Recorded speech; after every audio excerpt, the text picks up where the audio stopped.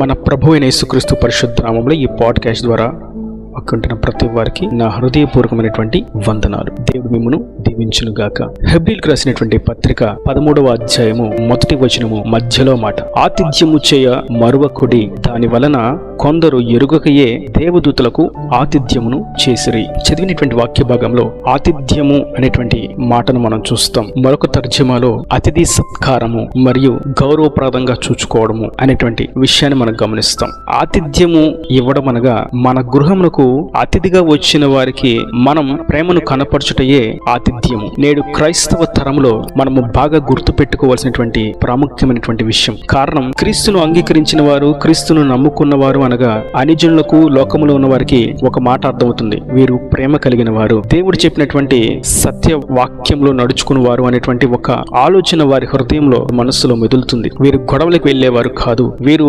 మాటకి మాట ఎదురు చెప్పేవారు కాదు, వీరు ప్రేమ కలిగి ఉండేవారు, వీరు తగ్గింపు జీవితాన్ని కలిగి ఉన్నవారు, వీరు మెలకుగా ఉండేవారు, వీరు సోమరులుగా ఉండేవారు కాదు, వీరు అలర్లకు, ఆటపాట్లకు సమయాన్ని వెచ్చించేవారు కాదు, వీరు సినిమాలకు, సీరియల్స్ కు సమయాన్ని అప్పగించేవారు కాదు, బూతులు, అబద్ధాలు, వడ్డీ వ్యాపారాలు, లంచాలు అనేటువంటి లోక సంబంధమైనటువంటి క్రియలు వీరు చేయువారు కాదు అని ఒక ఆలోచన కలుగుతుంది. అయితే ఇటువంటి సందర్భంలో క్రీస్తును అంగీకరించి ఈ లోక పాపములు చేస్తూ ఉంటే వారు అనుకుంటారు, వీరి పేరు క్రైస్తవులు కానీ వీరు క్రీస్తును అనుసరించి జీవించట్లేదు అని అర్థమవుతుంది. కొందరు ఈ స్థితిలో దేవుని నామానికి అవమానం తీసుకొస్తూ ఉన్నారు. అయితే వాక్యం సెలవిస్తుంది, ఆతిథ్యము చేయ మరువకుడి.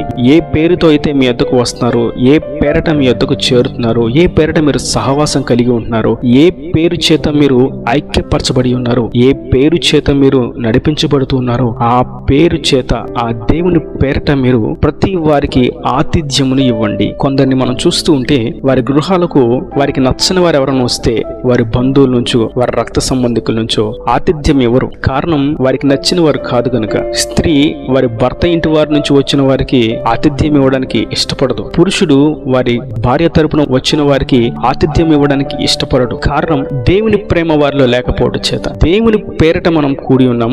దేవుని పేరట మనల్ని దృష్టి ఉంచి మన ఇంటికి వచ్చినప్పుడు, మనం క్రైస్తవులుగా పిలువబడుతున్నప్పుడు మనం వారికి దేవుని ప్రేమను చూపించాలి, ఆతిథ్యమును ఇవ్వాలి అన్న సంగతి వారు మర్చిపోయారు గనక వారిలో ఆ ఆతిథ్యము, అతిథి సత్కార్యం అనేటువంటి క్రియ ఉండదు. అందుకే వాక్యం సెలవిస్తుంది, మీరు ఆతిథ్యము చేయ మరవకండి, మీరు పవిత్రంగా ఉండండి, పరిశుద్ధంగా ఉండండి, ప్రార్థన చేయండి, ఉపవాసించండి, దేవుని మందిరానికి రండి, తెల్లని వస్త్రాలు ధరించండి, వాక్యాన్ని ధ్యానించండి, వాక్యాన్ని వినండి, సేవకులను కలవండి, ఐక్యత కలిగి ఉండండి, దేవుని సువార్తను ప్రకటించండి, సంఘంలో నమ్మకంగా ఉండండి అని ఇవన్నీ చెప్తూ వీటితో పాటు ఆతిథ్యము చేయడం మర్చిపోతారేమో, అన్ని చేస్తూ అన్ని విషయాల్లో నమ్మకంగా ఉంటూ ఆతిథ్యాన్ని కూడా మీరు మర్చిపోవద్దు అని పరిశుద్ధాత్ముడు మనకు రాయించి ఉంచారు. మనము ఆతిథ్యమును మర్చిపోకూడదు. కొందరు చూస్తుంటే వారు సంఘానికి వెళ్తున్నటువంటి వారి సంఘ కాపురు వస్తేనే వారికి మర్యాదగా, గౌరవంగా మాట్లాడతారు. ఇతర సంఘంలో ఉన్నవారు ఏదో అనుకోకుండా ఎవరన్నా సహోదరుల చేత నడిపించబడితే వారిని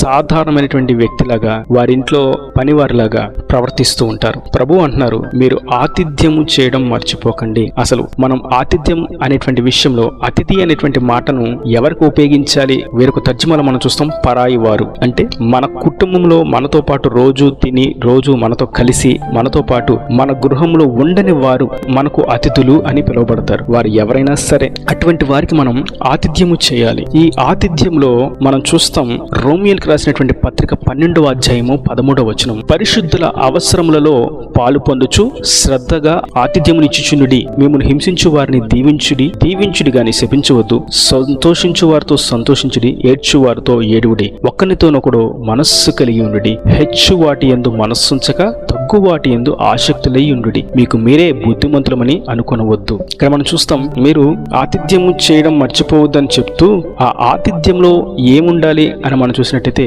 వారి అవసరతలను మనం తీర్చగలిగిన వారంగా, వారి అవసరతలలో మనం పాలు పొందు వారంగా, అటువంటి పరిస్థితుల్లో, సన్నివేశాల్లో సన్నివేశాల్లో శ్రద్ధ కలిగి ఉండాలి. ఇదే ఆతిథ్యము. దాని అర్థం సంఘంలో ఎవరన్నా అనారోగ్యంతో ఉండి హాస్పిటల్లో ఉంటే మనము చేయగలిగినటువంటి సహాయాన్ని చేయాలి. ప్రార్థన ఖచ్చితంగా చేయాలి, అది 100%. మనం భౌతికంగా చేయగలిగినది చేయాలి. ఆతిథ్యాన్ని మర్చిపోకూడదు. వారు బాధల్లో ఇబ్బందుల్లో ఉంటే మనం ఇక్కడ వైభవం అనుభవిస్తూ ఉండకూడదు. వారు ఆకలి దప్పులతో ఉంటే ఇక్కడ మనం విలువైనటువంటి ఆహార పదార్థాలకు వ్యర్థంగా డబ్బును అధికంగా చెల్లిస్తూ తిని వ్యర్థపరుస్తూ పాడవేస్తూ ఉండకూడదు. వారి అవసరతల్లో మనము పాలివారము కావాలి, ఆతిథ్యమును ఇవ్వాలి. ఇది మరొక కోణము. ఆతిథ్యము అంటే మన ఇంటికి వచ్చిన వారికి గౌరవించడం, ప్రేమ కలిగి ఉండడం, వారికి మనం కావలసిన వాటిని సమకూర్చడం అనేది మన గృహంలో అడుగుపెట్టిన వారికి ఇచ్చేటువంటి ఆతిథ్యం. మరొక కోణంలో సంఘంలో మనకు తెలిసిన వారు గాని, బంధువులు గాని, రక్త సంబంధికులు గాని ఎవరన్నా అవసరతల్లో ఉంటే వారి అవసరతలలో మనం పాలివారం కావడమే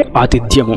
ఏదేమైనప్పటికీ ఆతిథ్యము చేయడం మనం మర్చిపోకూడదు. భార్య భర్తలు ప్రేమగా ఒకరినొకరు ఐక్యముగా, బిడ్డల మధ్య ఐక్యమత్యముతో ఆతిథ్యము చేయడానికి ఎప్పుడు సంసిద్ధులుగా ఉండాలి. కొంతమంది ఆతిథ్యము చేసే విషయంలో భర్త ముందడుగు వేస్తే భార్య వద్దు అంటది, లేదా భార్య ముందడుగు వేస్తే భర్త వద్దు అంటాడు, లేదా పిల్లల ముందడుగు వేస్తే తల్లిదండ్రులు వద్దు అంటారు, లేదా ఒక కుటుంబీకులు అడుగు వేస్తే మరొక కుటుంబీకులు అలా కాదు అంటారు. ఏదేమైనప్పటికీ ఐక్యత లేకుండా ఆతిథ్యం అనేటువంటి క్రియ జరగదు. ఐక్యతతో మనం ఆతిథ్యం ఇవ్వాలి. ప్రతి వారు ఒంటరిగా ఉన్నవారైనా, కుటుంబం కలిగిన వారైనా, బంధువుల మధ్య ఉన్నవారైనా అందరూ కలిసి ఉన్నప్పటికీ అన్ని కోణాల్లో ఐక్యత కలిగి ఆతిథ్యం ఇవ్వడానికి మనం మర్చిపోకుండా అడుగు ముందుకు వేయాలి. ఇందుని గురించి మనం చూస్తున్నాం. ఇక్కడ కొందరు తెలియకుండానే ఆతిథ్యం ఇచ్చేటప్పుడు దేవదూతలకు ఆతిథ్యం ఇచ్చారు అని చూస్తున్నాం. మనం ఆదికాండంలో చూసినట్టయితే అబ్రహాము మమ్రే దగ్గర ఉన్నటువంటి సింధూర వనములో ఎండాకాలంలో చెట్టు క్రింద కూర్చుని ఉన్నాడు. ఆ సమయంలో అబ్రహాము యొద్దకు ఒక 3 మనుషులు వస్తున్నారు. వారిని అబ్రహాము దూతలు అనుకున్నాడు, కానీ సాక్షాత్తు ప్రభువే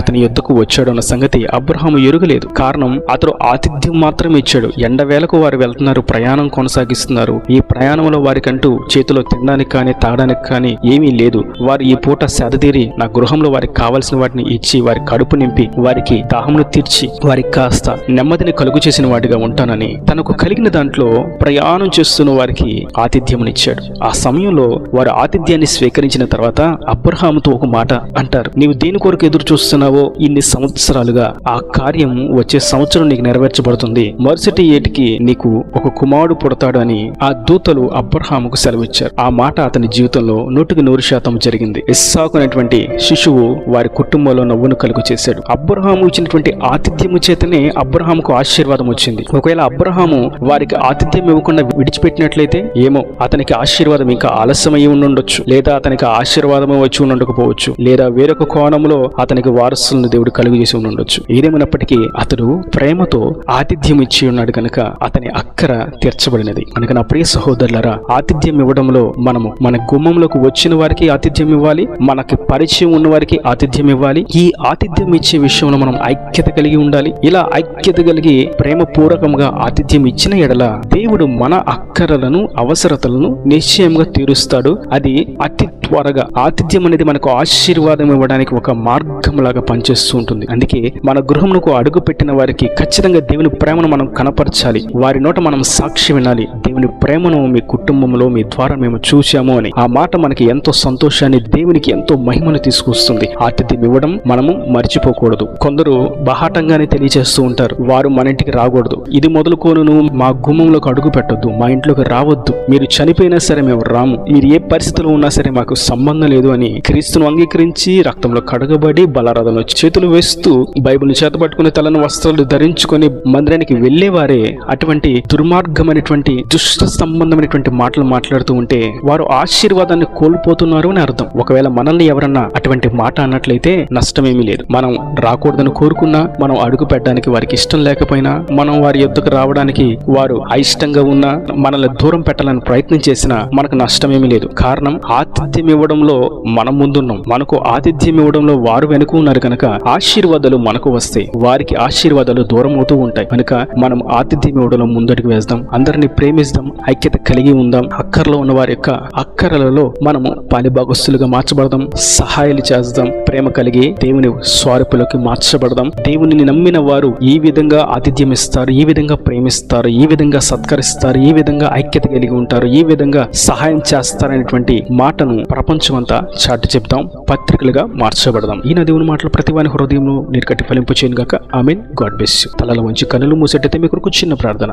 ప్రేమ స్వరూపి కరుణ కటాక్షం గల తండ్రి, నా ప్రభావ ఇప్పటివరకు నీ కృపలో భద్రపరిచిన విధానాన్ని బట్టి నీకు స్తోత్రము తండ్రి. ఆతిథ్యము అనేటువంటి ఒక ప్రాముఖ్యమైనటువంటి విషయాన్ని మీరు తెలియజేసిన విధానాన్ని బట్టి నీకు స్తోత్రం. ఈ వాక్యంలో ప్రతి వారిని మీరు నిండాలుగా దీవించండి. ఆతిథ్యం ఇచ్చే విషయంలో ప్రతి వారు ముందడుగు వేయినట్లుగా, ఐక్యత కలిగి ఉండినట్లుగా, సమాధానం కలిగి ఉన్నట్లుగా, ప్రేమ చూపించినట్లుగా, ఇతరుల అక్కరలలో, ఇతరుల అవసరతలలో పాలిబాక్స్లో ఉన్నట్లుగా సహాయం దయచేయండి. వారు ప్రతి అవసరతను అక్కరను నీ మహిమశలు తీర్చి ఆతిథ్యం ఇవ్వడానికి అడుగు వేసిన ప్రతి వారి జీవితంలో త్వరితగతిన ఆశీర్వాదకరమైనటువంటి కార్యాలు జరిగించి నీ సన్నిధిలో సాక్షి నిలబెట్టి అక్కడ రాజ్యాన్ని సిద్ధపరచమని యేసు పరిశుద్ధ నామమున ప్రార్థించి వేడుకుంటున్నాను తండ్రి. ఆమేన్. ఆమేన్.